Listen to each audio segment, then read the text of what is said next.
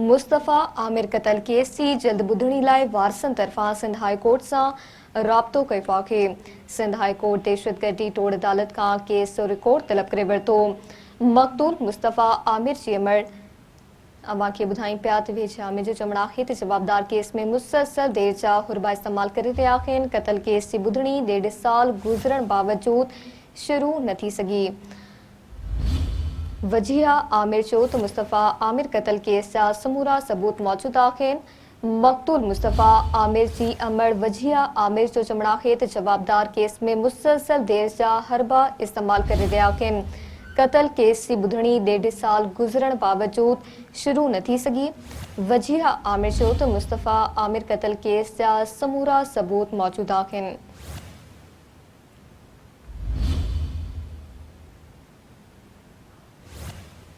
उन चयो त खेनि निज़ाम मां का उमीद नाहे, पुलिस जी जांच मां मुतमईन नाहिनि। वजिया आमिर अपील कई आहे त केस जी जल्द ॿुधणी शुरू करण जो हुकुम ॾिनो वञे।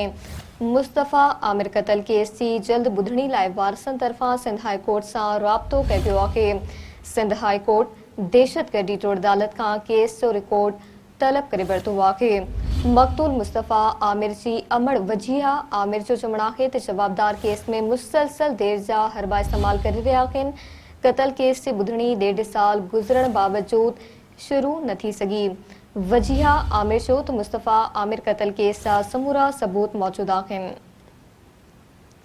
वजिया आमिर अपील कई आहे त केस जी जल्द ॿुधणी शुरू करण जो हुकुम ॾिनो वञे। मुस्तफ़ा आमिर क़त्ल केस जी जल्द ॿुधणी लाइ वारसनि तरफ़ां सिंध हाई कोर्ट सां राब्तो कयो वियो आहे। सिंध हाई कोर्ट दहशतगर्दी टोड़ अदालत खां केस जो रिकॉर्ड तलब करे वरितो आहे। मक़तूल मुस्तफ़ा आमिर जी अमर वजिया आमिर जो चवणु आहे त जवाबदार केस में मुसलसल देर जा हरबा इस्तेमाल करे रहिया आहिनि।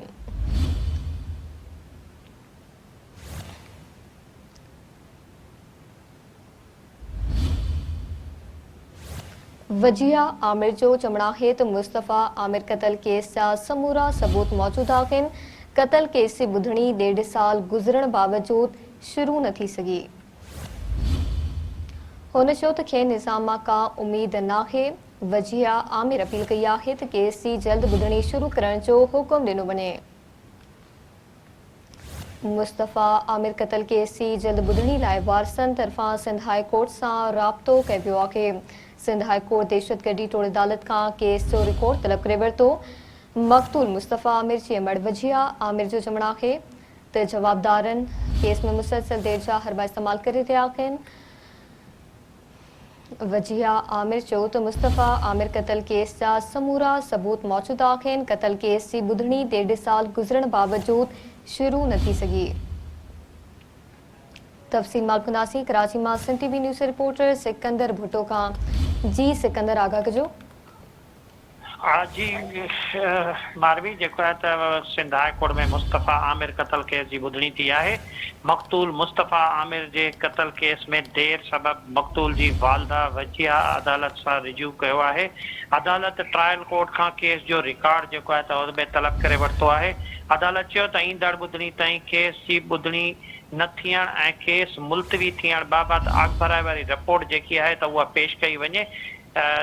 बेंच जे जेके आहिनि त सीनियर जज जस्टिस इक़बाल कलोड़े चयो त हीउ कहिड़ो केस आहे जंहिं ते वकील इफ़्तिख़ार शाह अदालत खे ॿुधायो त हीउ अर्गमान जवाबदार जो केस आहे। अदालत चयो त छा हिन केस में कलम 302 बि शामिल कयो वियो आहे जंहिं ते फरियादी जे वकील चयो त जवाबदार अर्गमान ख़िलाफ़ केतिरा ई केस दाख़िल आहिनि।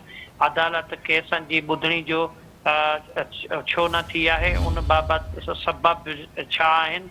अदालत चयो त हीउ रिकॉर्ड जेको आहे त पेश कयो वञे। फरियादी जे वकील जवाबदार तरफ़ां मुसलसल देर थियण जा हरबा इस्तेमाल कया पिया वञनि। वकील इहो चयो।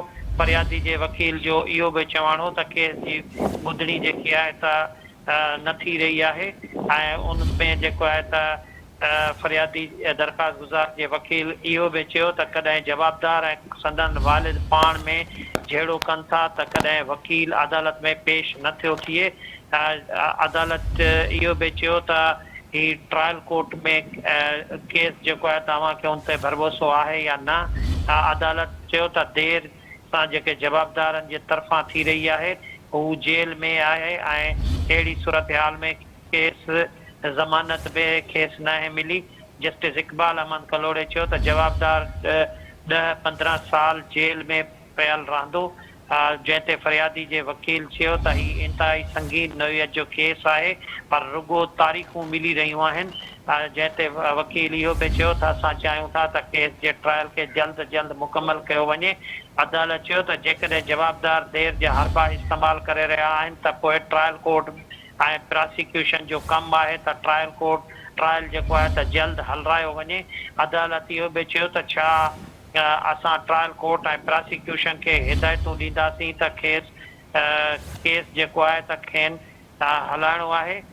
जस्टिस अब्दुल रहमान चयो त छा जवाबदार जी दरख़्वास्त ते नफ़्सियाती मुआइनो लाइ मेडिकल बोर्ड जेको आहे त उहो जोड़ियो वियो आहे। फरियादी जे वकील चयो त अञा ताईं मेडिकल बोर्ड जोड़ियो न वियो आहे।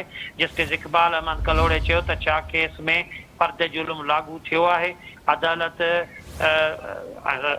जेको आहे त फरियादी तरफ़ां दरख़्वास्त ॾियण बाबति जेको आहे त चयो त ही केस जल्द हलायो वञे।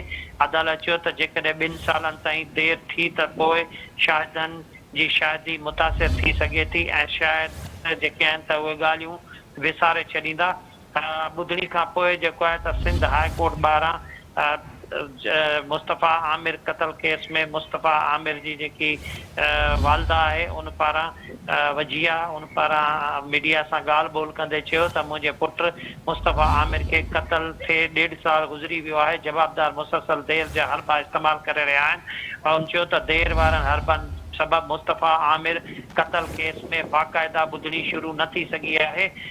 मुस्तफ़ा आमिर क़तल केस जी जेकी संदन वालदा हुई दरख़्वास्त गुज़ार उन चयो त केस जी ॿुधणी जल्द शुरू कराइण लाइ हाई कोर्ट सां रिजू कयो आहे। असांखे निज़ाम मां का उमेद न आहे पर असां वटि ॿियो को रस्तो न आहे। हुन चयो त असां पुलिस जे जांच मां मुतमइन आहियूं ऐं मुंहिंजे पुट जे जेके क़तल जा समूरा सबूत मौजूदु आहिनि। असां अदालत में दरख़्वास्त कई आहे त अदालत खेसि जल्द ॿुधणी जेकी आहे त उहा शुरू करे ॾे।